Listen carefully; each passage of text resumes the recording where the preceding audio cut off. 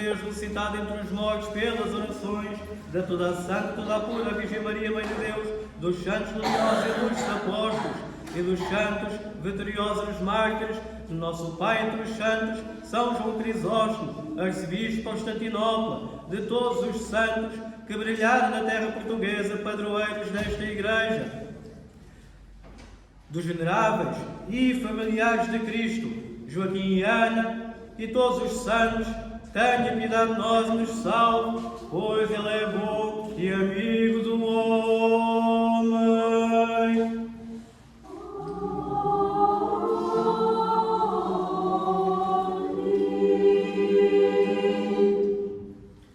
Em nome do Pai, do Filho e do Espírito Santo. Amém. Sentado. Queridos irmãos e irmãs, hoje é um domingo especial da Santa Igreja para todos nós. Hoje é o fim da preparação para o início da Grande Quaresma. Hoje é o chamado Domingo do Perdão, o Domingo da expulsão de Adão e Eva do paraíso. Hoje, no final da Divina Liturgia, a seguir à homilia, iremos fazer um ritual, que é o ritual do perdão, que idealmente se faz ao final da tarde, no ofício de vésperas, ao final do ofício de vésperas, mas que iremos fazer então no final da homilia. E iremos fazer um rito que não é simplesmente um rito simbólico da Santa Igreja, que utiliza para pedir perdão uns aos outros. É muito mais do que isso, queridos irmãos e irmãs. Este rito do perdão significa que só assim, só pedindo perdão, estamos realmente preparados e prontos perante Deus, aqui perante o trono de Deus. Estamos preparados para a Grande Quaresma, o Veliki Post, e que esse nosso jejum será aceite por Deus mediante o nosso perdão, mediante, então, o nosso arrependimento. Hoje ouvimos o Santo Evangelho segundo o Apóstolo Evangelista São Mateus, em que o próprio Cristo foi bem explícito naquilo que falou a seus discípulos e a nós. Cristo não está com muitos rodeios, não precisa de fazer uma parábola, não precisa de fazer uma grande história para nos falar que se nós não perdoarmos a quem nos ofendeu, o Pai Celestial também não nos vai perdoar. E, queridos irmãos e irmãs, isto não são palavras minhas, não são palavras do metropolita, do bispo. Isto são palavras do próprio Cristo, não foram inventadas. Esquecemos-nos que vivemos nesta vida temporariamente, mas, de certo modo, a vivemos como se fôssemos imortais. Vivemos 60, 70, 80 anos e não prestamos atenção à outra natureza que nós carregamos, que é a nossa natureza espiritual.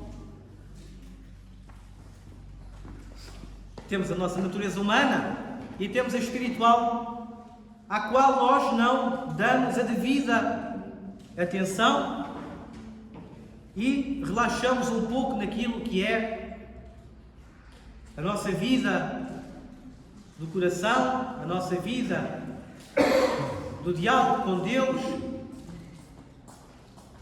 Então esse diálogo com Deus e esse jejum que nós iremos fazer a partir de amanhã só é aceite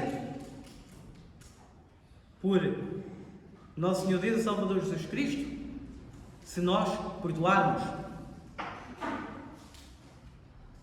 O jejum não é uma simples ação que nós fazemos de abster-nos de comer carne e laticínios.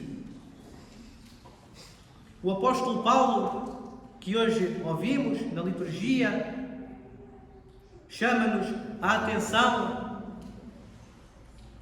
para nós não julgar aqueles que não fazem jejum e para os que fazem jejum não julgarem aqueles que não fazem, porque Cristo ama a todos. Não é a comida, não é a carne ou os laticínios que nos vão aproximar ou afastar de Deus. Não vale a pena, queridos irmãos, nós praticarmos todo o jejum à risca de não comer carne, não comer leite, não é? E, no entanto, nós abrimos a boca, não para não comer aquilo que a Igreja diz, mas abrimos a boca, então, para as más palavras, abrimos a boca para o julgamento, para a condenação. Então, do que é que vale nós estarmos a fazer jejum? Temos que fazer alguma coisa. Nestes próximos 40 dias, temos que começar já amanhã. Para uns e para outros, talvez, esta seja a última grande Quaresma e grande Páscoa. Temos que começar agora, queridos irmãos e irmãs, enquanto nós temos corpo para nos ajoelhar e pedir perdão a Deus. E esse ajoelhar e pedir perdão a Deus é pedir perdão ao nosso irmão, independentemente de tudo que se passou, do que se está a passar e do que estará ainda para se passar. Isso não interessa para nada aos olhos de Deus. Aos olhos de Deus só é necessário o amor.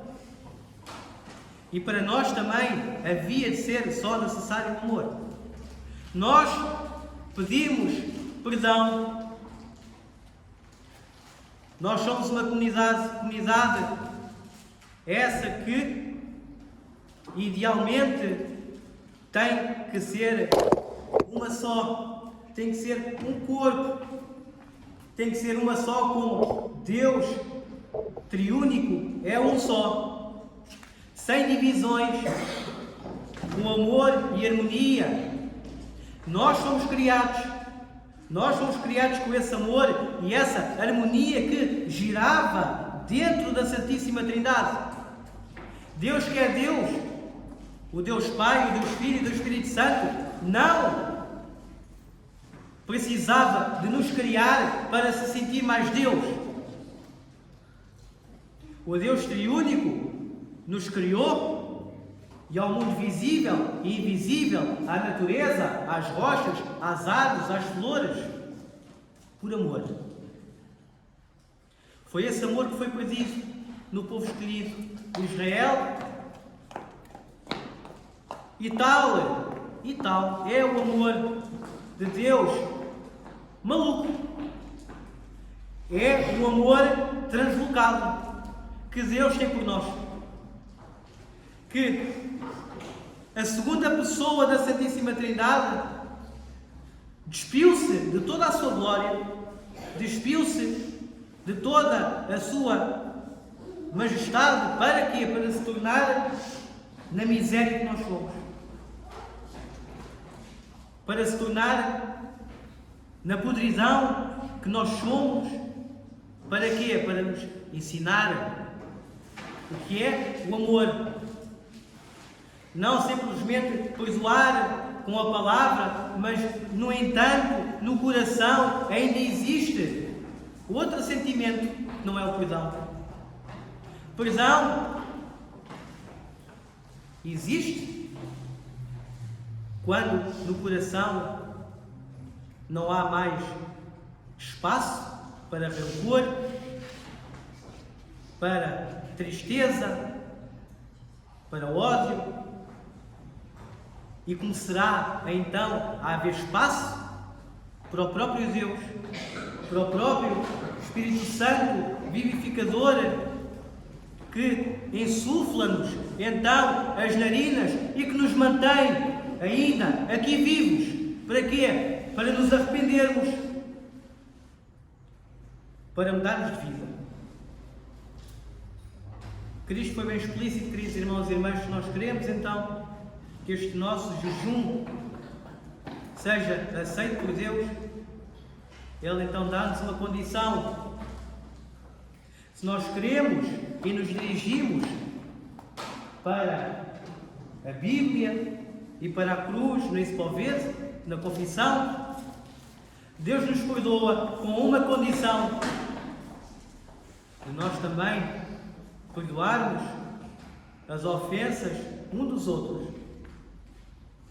Queridos irmãos e irmãs, Deus abençoe a todos nós neste início da grande Quaresma que se inicia amanhã. Possamos fazer algo e comecemos já amanhã. Eu fico envergonhado porque nem eu sou digno de ser presbítero, padre da igreja. Não sou digno até de ser chamado ser humano, porque o ser humano é a coroa da criação de Deus. Como posso eu me chamar a mim coroa da criação de Deus? Perante o meu orgulho, perante a minha falta de amor para com o próximo, perante a minha falta de atenção, àqueles que precisam de uma palavra, que precisam de amor, de misericórdia, de compaixão, sem olhar se é meu amigo, se é meu conhecido, se é meu desconhecido. É importante que Deus então coloque um desconhecido à frente para eu aprender o que é o amor, para eu acreditar na minha própria ressurreição. E agora, uma coisa, queridos irmãos e irmãs, tem que ser feita perante todos, antes de começarmos a grande Quaresma, que é pedir perdão a todos vós, queridos irmãos e irmãs, pelas minhas ações, conscientes ou inconscientes, voluntária e voluntariamente, se os ofendi por palavras, por atos, por omissões, Просите меня, дорогие братья и сестры, perdoe-me, queridos irmãos e irmãs, que eu sou pecador.